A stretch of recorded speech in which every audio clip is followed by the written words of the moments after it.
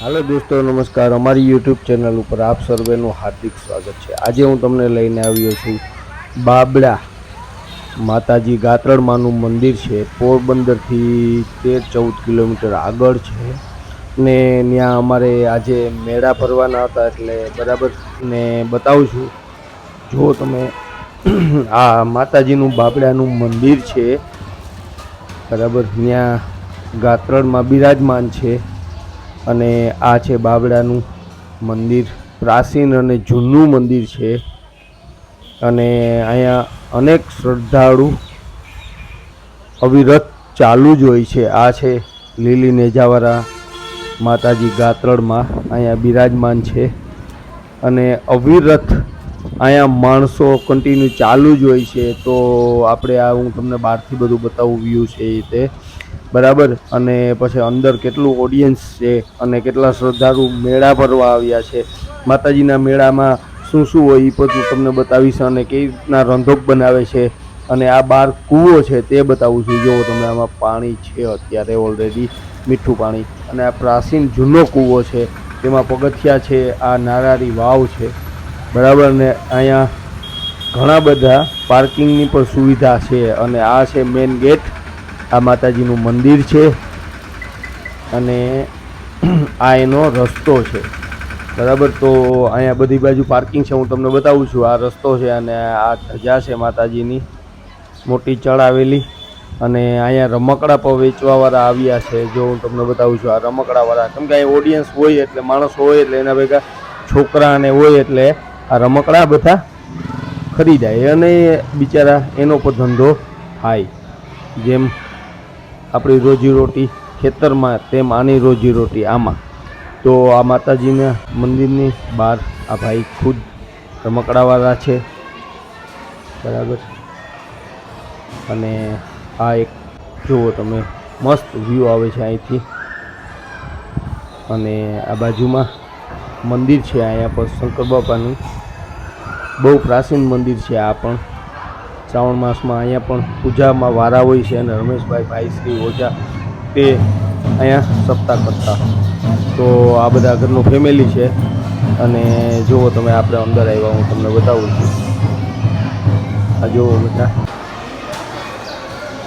આજે બધા મંદિરના બતાવું છું તમને। આ બધું મંદિર કેવી રીતના અંદર ક્યાં ક્યાં મંદિર છે, બરાબર। તો આ છે માતાજીનું મંદિર અને અહીંથી એન્ટ્રી થાય, વેલકમ।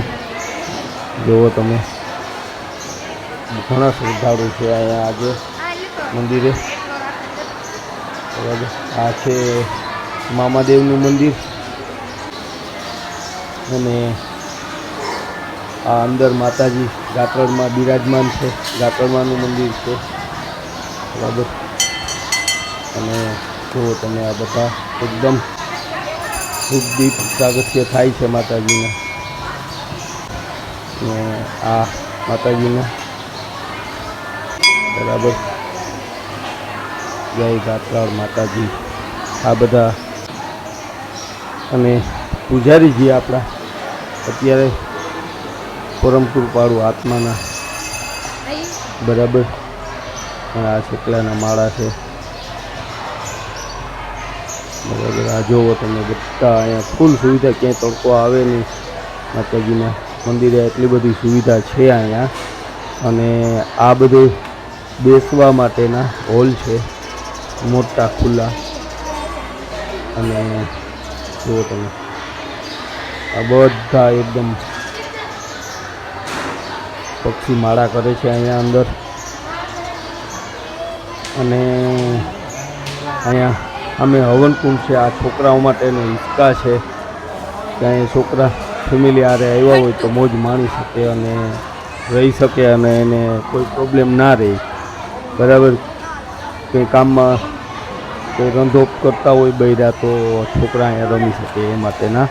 અને ઘણા માતાજીના મંદિરે આજે આવ્યા છે, આ ઓડિયન્સ ફૂલ છે આજે, બરાબર। અને અહીંયા રંધોપ ચાલુ છે, જુઓ તમે કેટલા માણસો છે, એ મેળા ભરવા આવેલા છે, બધા રંધોપ કરે છે। જ્યાં બધું બનાવે છે જમવાનું ને આ બધું બરાબર. તો આ રીતના બધો ધંધો બનાવે છે અને આપણા છોકરા અહીંયા ઈસકે છે અને આપણું ફેમિલી અહીંયા રાંધે છે. જો આ પૂજા છે ને બરાબર આ બધું બનાવે છે અત્યારે.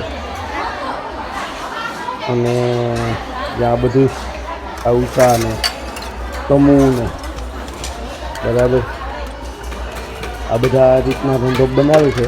જેમ આપણે બનાવીએ એમ બધા પણ બનાવે છે. અને આગળ હું તમને બતાવું જ્યાં મારી મા બેઠા છે એ ઢોકળા બનાવે.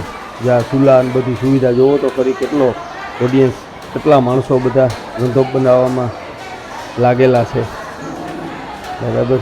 જુઓ તમે એકદમ. ને આ બધા અમે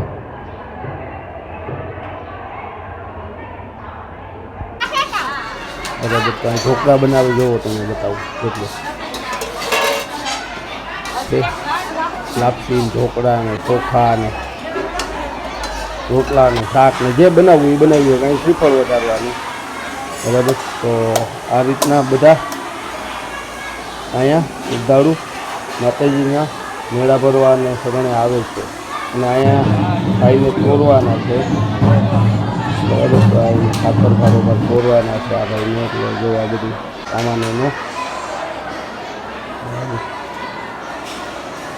અને આ બધા લીધે માણસો છે આજે ફૂલ ટ્રાફિક છે.